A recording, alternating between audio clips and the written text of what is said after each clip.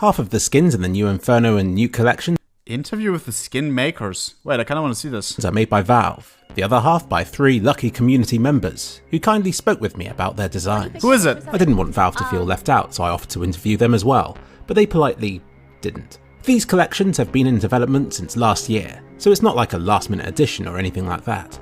There was a lot of back and forth between the skin makers and Valve, and plans, designs and colours changed numerous times during this period. Cozier worked on 5 of the skins from the Inferno collection, while Nuke contains 2 from Millennia and 12 from Chemical Aliyah. I assume Valve must have liked Cozier's roll cage FAMAS design, firstly because they picked it back then, and second because they wanted him to make more with a similar rally and old car theme. More specifically, they gave him the task of creating skins with a retro Italian racing style. Believe it or not, Cozier isn't a big fan of motorsports. From that guy. But his mind immediately went to the Lancia, and not the Lancia as Jeremy Clarkson pronounces it. Anyway, Lancia was a relatively small Italian company that scored victories against the Audi Quattro, a formidable 4-wheel drive vehicle.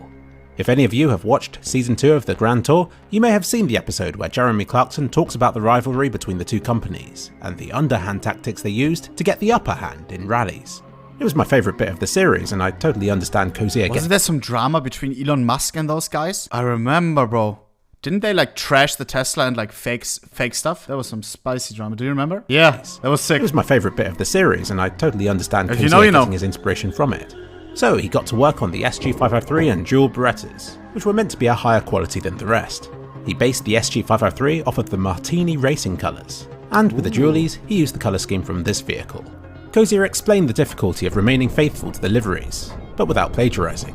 He had to change the logos and company names, but he knew that if he changed them too much, then the weapons would end up looking like a cheap Chinese rip-off of the vehicles in question. This would do more to upset fans of rallying than it would to please them. It was a balancing act that he spent a long time on.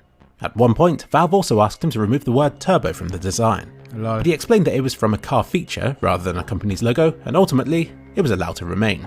The number 25 on the handle was not accidental. It was chosen so that, if reflected on the other side of the gun, it would still read 25. Smart. How about that? He also had to design 3 patterns that could be applied to any weapon. He had a lot more flexibility with these than he did with the specific weapon skins, but if anything, he found this harder. How could he portray a retro Italian rally theme in a pattern?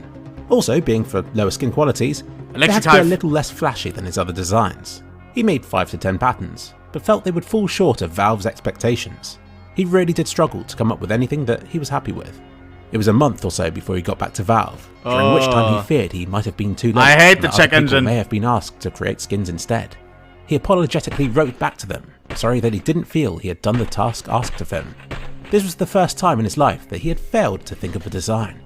He was met with silence, and his concerns grew. Later, he proposed that he created a skin instead of a pattern. And Valve said that was a good idea. He had to create a Mach 10, P250 and SSG08 design. He started with the Mach 10, which he sent off to Valve.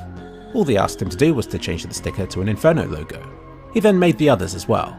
You'll notice a checkered pattern on these. This is a reference to the glove skin, Driver Gloves, which he thinks would go nicely in conjunction with these weapons. He'd like to thank Valve and Daniel Boutwell for this opportunity and for taking the time to reply even at unusual times outside of work hours. He hopes the guys at Valve aren't disappointed in him for not being able to think up the patterns. His thinking was that the patterns would be applied to the rest of the skins in the collection, and so his failure to think them up burdened Valve with extra work. Having seen the collection, he's kind of pleased that the MP7 Fade and Bison Candy Apple were featured, as he likes those styles.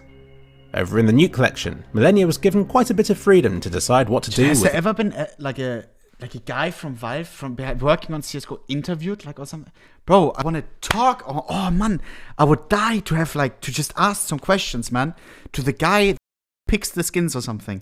They're so secretive though, so secretive.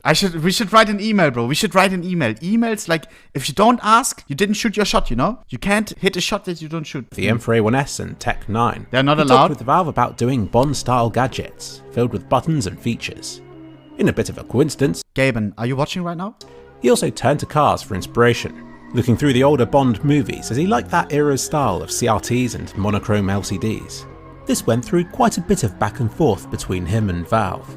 He found the experience a positive one, saying that the feedback and suggestions helped a lot. He learned from this experience that you shouldn't draw stuff on a weapon that should be dynamic, such as ammo counters. At one point his M4 featured a radar gadget, which he removed for that precise reason and because it alluded to being a gameplay device of sorts. Knowing that these skins would make it into the game, he concentrated his time on these and made them extra special. He said additional effort was easy to justify when he knew that they'd be bro, featured. this skin still, it's on my mind till this day, bro. One of the coolest lenticular crafts. If you weren't there during, look how many already got crafted, 67. We talked about the skin once the sticker capsule came out. Chat. It is so crazy. I love this craft so much. I think this one as well, though, no? What was it? L? This chat is tripping on a stack. The guy who donated earlier today, who said, like, I love watching your stream on Zaza. Same with all of you guys, no? Jesus. Not that he knew what these skins would be for. He assumed it would be for an operation or something. By chance, he investigated the control panels on Nuke for inspiration, before even knowing that it was for a Nuke collection. You can see Nuke's influence on the M4 in particular. The suppressor on this weapon was borrowed from his Triton. It's perfect, bro. Control panel as well. It's named control panel. Control panel. The guy has 1, 2, 3, 4, 5, 6, 7, 9 or 8 monitors, bro, and he's controlling the he's on a panel control panel. It's so perfect. It's so annoying, bro. I swear to God. He said that it fit the style, so why reinvent the wheel? Chemical Aliyah, what? Did I inspect battle scat? That's probably the reason why you say L. Watch. After this, I stop with it. If you now say L again, it's just like it makes no sense. You're just trying to piss me off. Even worse, you guys are stupid. On the patterns for the Nuke collection. This means that she can take credit for random access, coprocessor, facility negative, exchanger, motherboard, mainframe, bulkhead, facility draft coolant, facility dark, facility sketch, and mandrel. That's 12 skins. 2/3 of the Nuke collection. She didn't know what her designs would be used for. The original theme was Secret Agent, but after struggling to think up patterns for it, Valve suggested a new theme, nuclear power plants. I wonder what that could be for. With this new plan, she got to work researching iconic imagery that people would associate with nuclear power plants, and then found a style that complemented a repeated pattern and limited colour scheme.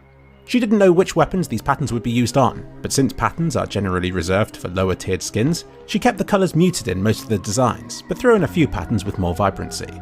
For each pattern, she submitted 3 to 4 colour variations to Valve. When you submit a pattern texture, you separate it into 4 different colours, so you have red, green, blue and alpha, which is normally used for glossiness or wear. This is when Valve took over, deciding which skins should be, and even what colour the pattern should be, which in some cases was different from the designs originally submitted. You can view the collections in their entirety in the videos that I've already released, where I briefly talk about each of the designs. Thank you to Cozier, Millennia and Chemical Aliyah for taking the time to talk to me. And Valve? For being cool with it. How do you even figure out who is the guy behind all this, bro? Imagine talking to one of the people, man. I would have so many questions.